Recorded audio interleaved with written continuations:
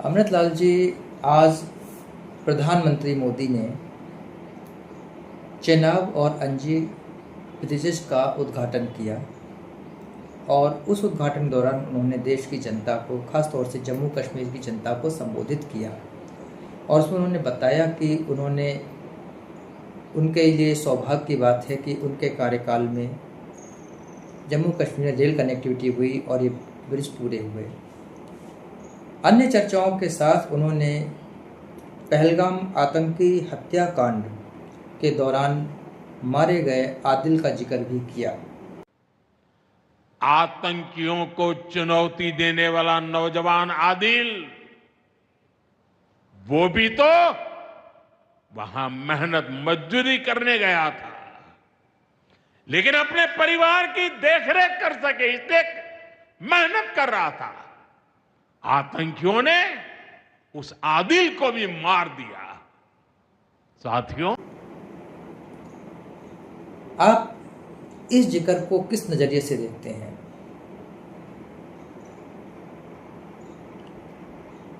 मेरी नज़र में आदिल एक ऐसा खेतिहर मजदूर था जो अपने बच्चों के पालन पोषण के लिए पहलगाम में पर्यटकों के साथ उनको एक खच्चर के साथ जो है वो ले जा रहा था। पहलगाम में जितने भी लोग मारे गए वो सब पर्यटक थे, अपने घूमने फिरने के लिए गए थे, लेकिन आतंकवादियों ने उनको जो है मार दिया। लेकिन आदिल ही एक ऐसा व्यक्ति था जो कहीं घूमने फिरने के लिए नहीं आया था। वो अपनी रोटी रोजी के लिए पर्यटकों के लिए काम करता था। और वो आदमी, उसने उन पर्यटकों के लिए बचाने के लिए आतंकवादियों से भिड़कर अपनी जान गंवा दी।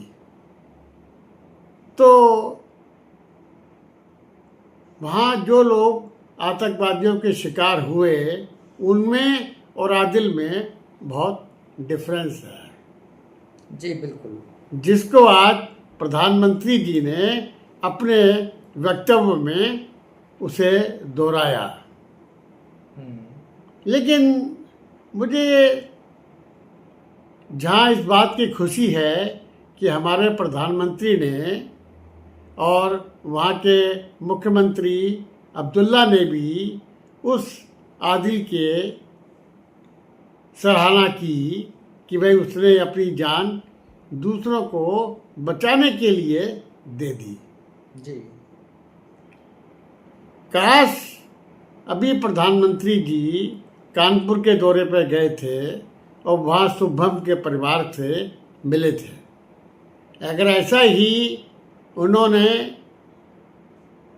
आदिल के परिवार से भी अगर वो मिलते तो शायद ये ज़्यादा अच्छा होता। और जो आज कश्मीर में 85% कश्मीरी जो हैं, अब वो आतंकवाद का रास्ता छोड़ के और भारतीयता में विश्वास करने लगे हैं। और उसी विश्वास की वजह से आज जो है कश्मीर के लोगों में भी राष्ट्र के प्रति और भाजपा के प्रति भी कुछ न कुछ भावना बढ़ी है।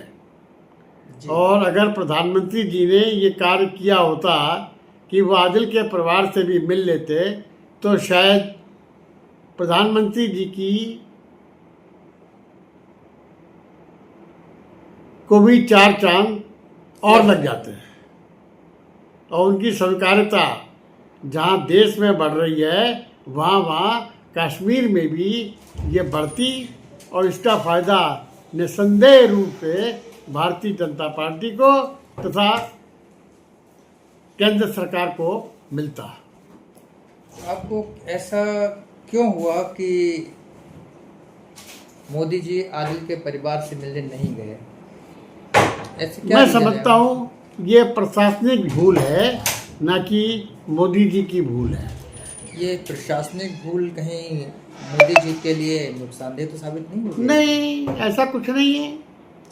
अरे कम से कम एक जो जन संदेश होता है, एक जो जनमत बनता है, उसका तो कहीं पर नुकसान होगा ही होगा। उसका नुकसान तो जरूर होगा, इसमें कोई दो राय नहीं है। जी, मेरा उसी नुकसान की तरफ उसका इशारा था। नुकसान 101% होगा। अगर प्रधानमंत्री जी ने आदिल के परिवार से मिलके उन्हें सांत्वना दी होती और आदिल को एक ब्रेव का एक बहादुर योद्धा का ही खिताब मिल जाता तथा उसके मारे जाने से जो उस परिवार की आर्थिक स्थिति खराब हुई है उसके लिए भी अगर वो कुछ घोषणा करते तो बहुत अच्छा होता। हाँ, और इससे एक संदेश ये होता कि कम से कम आदिल जैसे और नौजवान भी हिम्मत करने की कोशिश करते। देखिए, हिम्मत का जहाँ तक सवाल है वो अब कश्मीरियों में आ गया है। जहाँ आदिल ने हिम्मत दिखाई थी वहीं एक और आपके घोड़े वाले ने भी हिम्मत दिखाई थी और उसने पर्यटकों के बच्चों को बचाने का काम किया था।